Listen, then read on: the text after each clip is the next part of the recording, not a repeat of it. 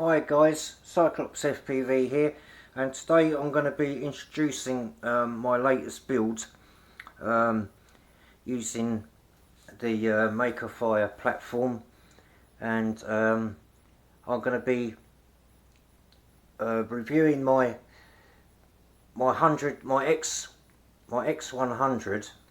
100mm with 55mm props build, and show you what I did and how I did it and whatnot. Right, so first of all, like I'm more of a micro guy. I love micro quads, like brushless. This is my Tiny Hawk Freestyle, which I've modded. I put an XT30 on it. I've got a GMB 650 battery on it, and I've got HQ props, bi-blades, which work just as good, if not better, than the tri-blade props. I've got two of them, and I've got the Tiny Hawk Race, and I've got quite a few. I've got most of their range. Then there's this little guy here, which is my 7x20mm motors brushed with this is my X90 with 55mm Hubsan props. This is a little ripper, believe it or not. It's only a one cell, but it's a proper little ripper. I've just been out flying that today. Now with the mindset that this works so well, I thought, well, why don't I just up the game a little bit and go for 85-20 motors and see if I can get the most power out of the biggest brushed motors you can get. So I did. So I've got this little chunker, and I don't know what frame this is. It's just one I got on eBay. It's just like a brushed motors that fit in the pods, and I've got the Beta FPV motors, as most of my stuff is, and that's what they are. They come in a box like that, and they're very cheap, so I bought a few of them. 8.5 by 20mm 16,000 kV brushed motors, and they're quite powerful, because I've got a tiny whoop, a 75mm whoop, that I've run on the same motors, and I do a lot of freestyle on that, and that's got plenty of punch. So I thought, well, why not just go for 55mm props and you know, do the same thing as my X90, but on a wider frame. And I've got to say, I took this out today, and it does rip. It really does rip. It's got plenty of thrust.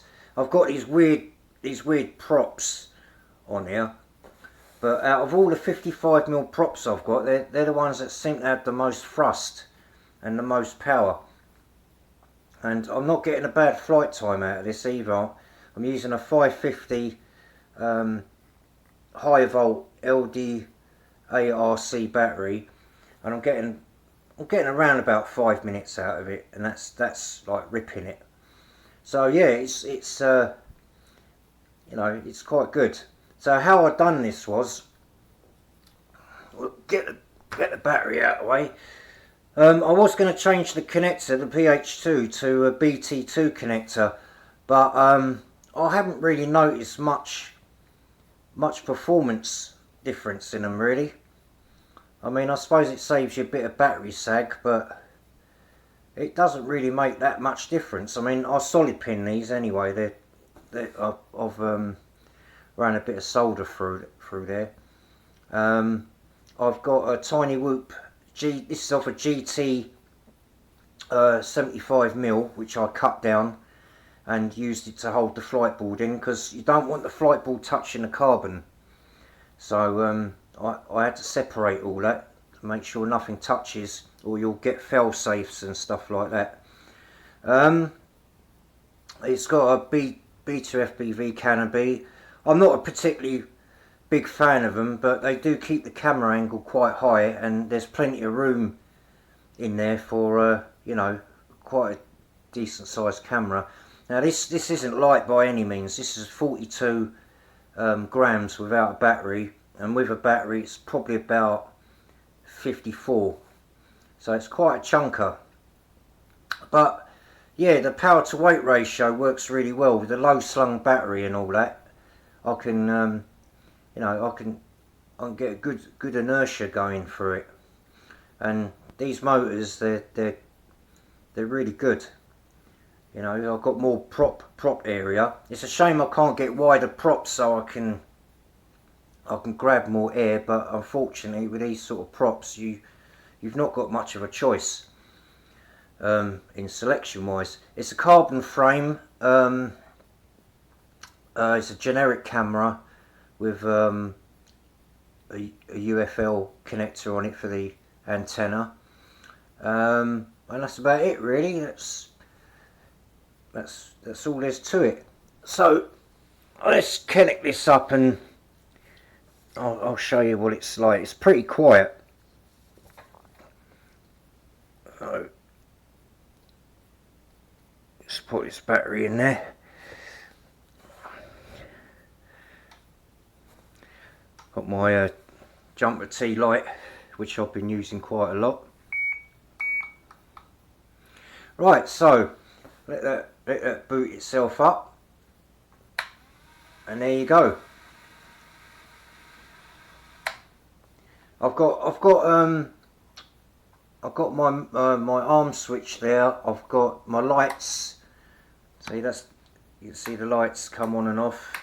On that button, on this button is my rate, not my rates, my my angle, horizon or race horizon, and then acro or air mode, and then this is my PID tune A and B, and that's it really. That's all there's to it. But yeah, very quick. I'll be putting flight footage on the end of this video, and you can have a look. It was a bit of a dull day today. I did go flying, but it didn't come out too clever on the camera. I've got a lot of shadowing because these cameras are better in the sort of like sunshine. But yeah, this is all inspired by Mr. Shuttlebug and his little builds. And there's another geezer as well who does a lot of freestyle, Nathan Loops. And that inspired me to build this. And I was so chuffed with the way this flew for the motors that it's got on it, that I decided to go for a bigger version of it, hence this one. And I was expecting it to fail safe like crazy, because what I did on this one, I did shoot a video but I never uploaded it because I had problems. I put 19,000 kV motors on there and I put 15mm ones, so they're a lot shorter, which brought the props down closer to the frame so I wouldn't get props so much in shot with the camera. But every time I went out and flew it, as soon as I went to full throttle, it would fail safe. And what I think it is, I mean, I'm no expert on flight dynamics or anything, but what I think it was the kV was too high for the props. The props were over revving, and obviously the flight board can't handle it and it shuts itself down. So I went back to these motors. Now there's only one motor that I know that's got a 1mm shaft, because that's what these are, 1mm shafts, that are, you know, that are 7x15mm, and they're the ones that I've got, the source motors.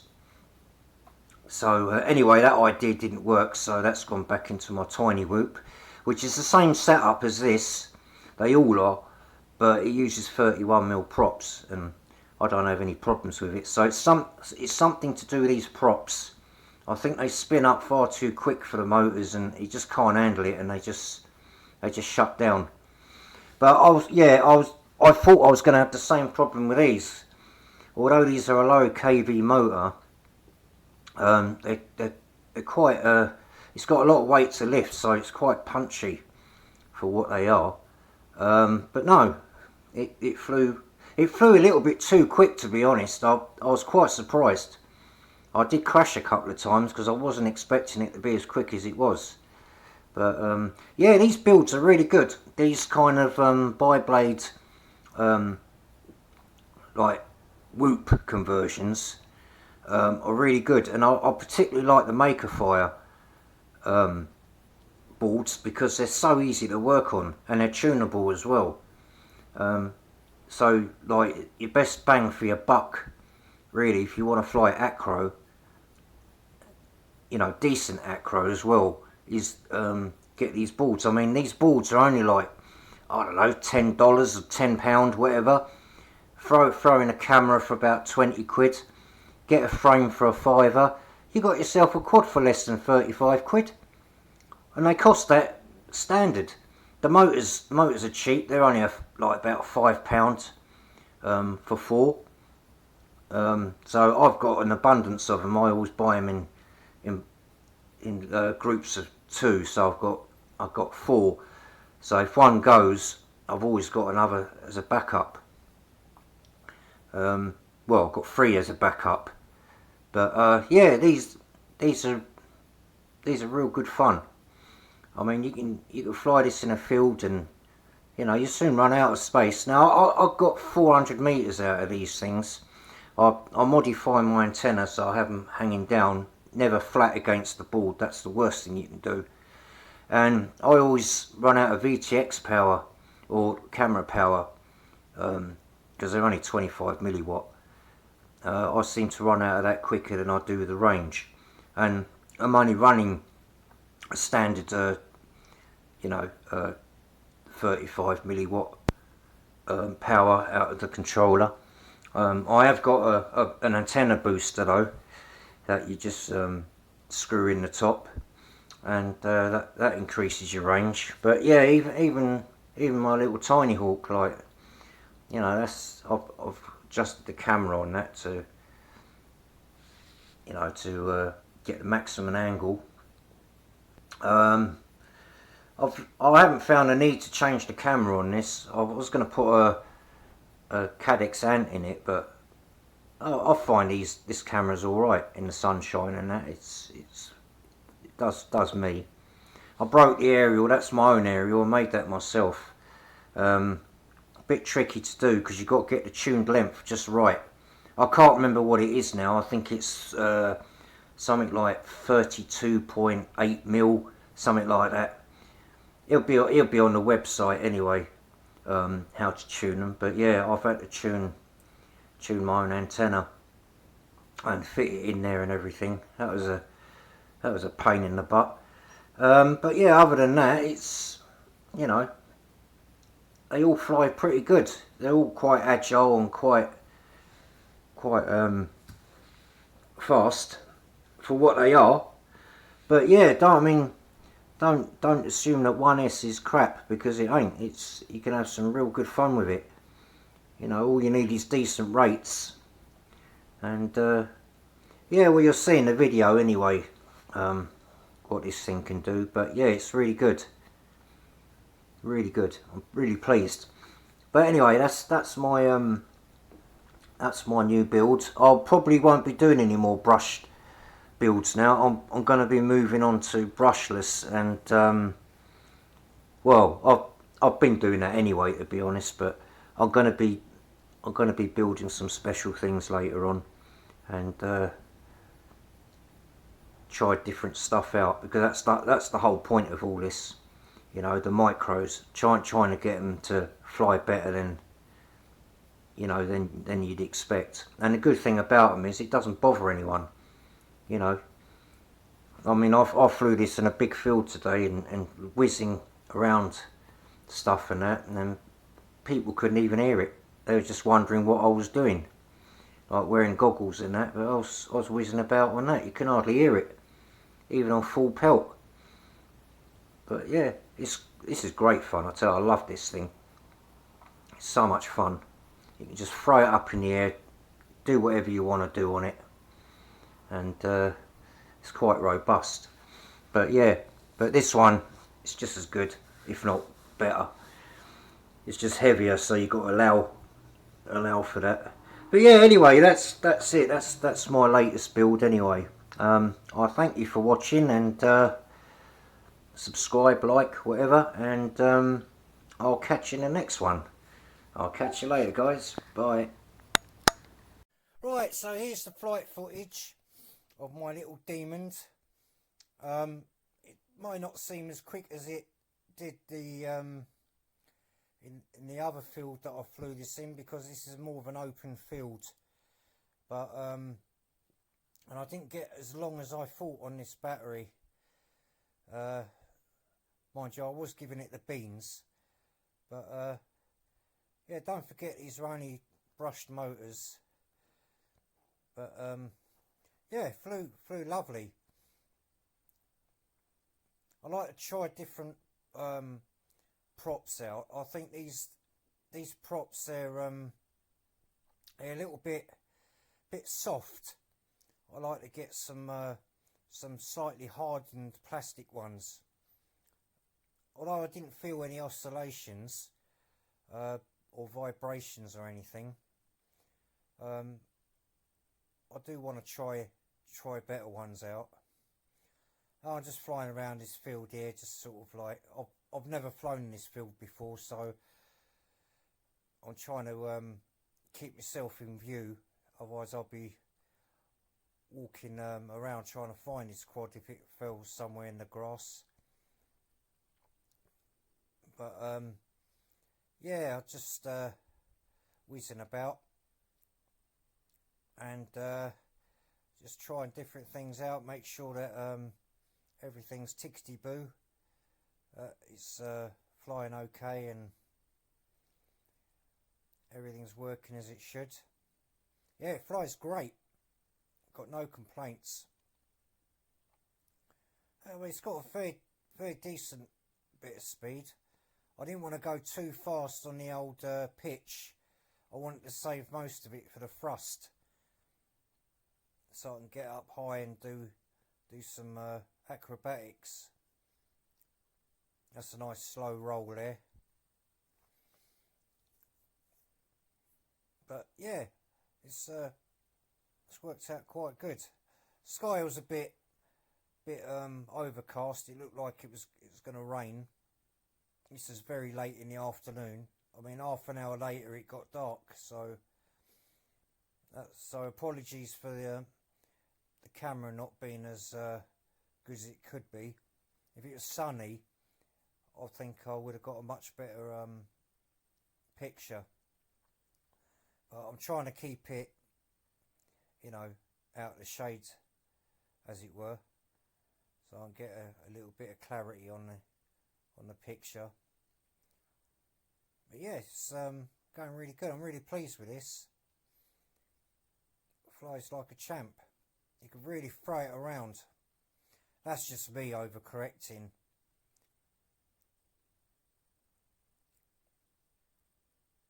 But yeah, I mean, it depends what you're going to do with this type of quad. You know, it's a bit heavy to sort of race, so it's more of a freestyle type of tune. If you notice, my rates are pretty quick on the roll. The yaw is okay as well. I've got two PID profiles on a switch, so I can change from one to the other. But anyway, I'll run out of battery now. Despite the warnings I had on my controller bleeping, I ignored it. There you go. Anyway, that's it, folks. Just a quick one. Thanks for watching, and subscribe or whatever, like, and I'll catch you in the next one. Bye.